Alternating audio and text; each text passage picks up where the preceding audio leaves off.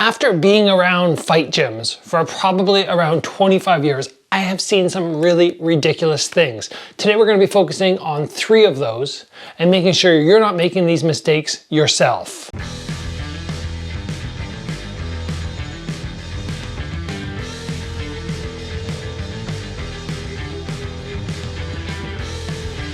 Today's episode is sponsored by XMartial. These guys have an awesome variety of fight shorts, rash guards, all sorts of other gear. There's a link in the description below and you can save yourself 10% by using the promo code Gabriel Varga. Head over and give these guys a look. I'm sure you'll find something that is really cool to train in. So as I mentioned in the introduction, I have seen more than my fair share of ridiculous things that people do at the gym when they don't really know much about fight sports.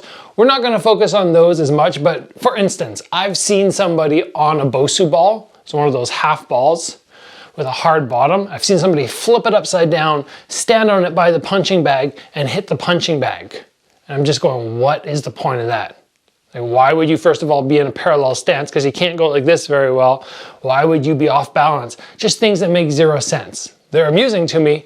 The ones we're going to focus on today are a little bit more proper, but still things that just don't make sense. The very first one is trying to take some crazy heavy dumbbells and trying to shadow box. I see these are way too heavy, but I see people with like 10, 15, 20 pound weights. They hold them up. These are 30s and they're just, and they're punching away and their technique is so terrible. Just gonna drop those because they are too heavy for that. Now, I understand what people are trying to do. They're like, oh, I'm gonna condition my shoulders. But the thing about punching with weights is it's going to improperly or have you working on punches improperly. If I have to struggle to hold my hands up, I have to change my body position, my elbows aren't staying in, then when I go to punch, the other hand's dropping, or I'm just sort of doing something like that, it's all bad. Find an appropriate weight, maybe 3 pounds, maybe 5 pounds, make sure you can still throw everything the same, and then get your shoulder conditioning done in other ways. There are so many ways to condition the shoulders. It does not need to be done with overly heavy weights that compromise your technique. The second mistake that we're going to talk about, which is terrible, but I can forgive it a little bit more, is ridiculous combinations. This happens so much when people are holding pads for somebody else, and they'll be standing there and they'll be like, 5 crosses. I'm like, 5 crosses? I don't think I've ever in my life seen a fighter move around and be like, boom, boom, boom, boom, boom. It just doesn't happen. When you're doing your shadow boxing or your bag work or you're being a pad holder, let's put together realistic combinations. Occasionally you can do something like, oh, you can pump 3 off the lead arm. 1, 2, 3, which is mostly just trying to set up a power shot off the backhand. You can do that. But again, even 3 crosses in a row just doesn't make sense. You're never gonna go uppercut, cross, hook off the same hand. Or if you do, it'll be like once in your life. When you're doing your training, you want the motions that you're practicing to be something which you can actually pull off in sparring. That's why we very often alternate arms. It's faster, it's a little bit more flowy. You don't leave yourself exposed as much. So really keep that in mind, dial it in. If you're on the bag, try to avoid things like round kick, jab, round kick, jab. Just think, does that make any sense? Would it ever land? Probably not. Don't throw it. The last ridiculous training that I see very often is people shadow boxing and they're trying to work on slipping and they don't really know how to slip properly, but they're moving around, they're kind of like,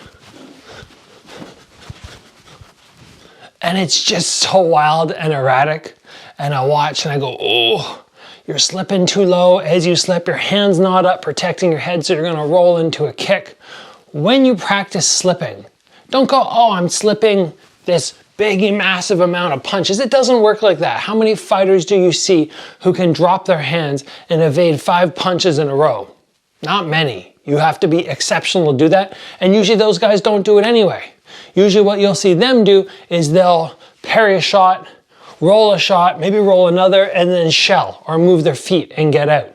Trying to do these long, drawn out slip, slip, slip, slip, slip, slip, slip combos when you're throwing your head around all erratic like, it just is no good. And yes, there's a time and a place, maybe with some pool noodles, to have somebody work in slip, slip, slip, slip, and then have a little counter come back. But even better, as I already mentioned, is something like, okay, the jab comes, I parry the jab, I parry the cross, I roll the hook, I roll another hook, and then I counter. Stuff like you'll see Canelo do when he's training for an upcoming fight. That looks really good.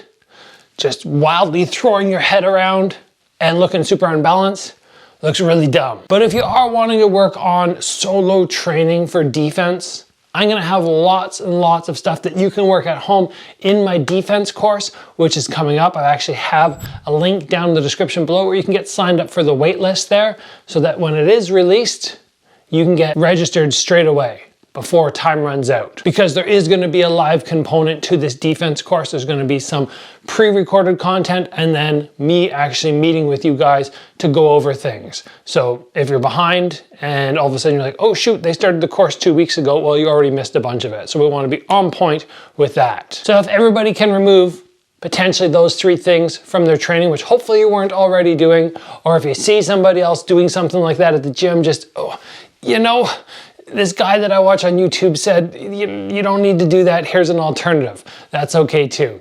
Anyway, guys, thanks for joining today. As always, train hard, and I will see you back here soon for another video.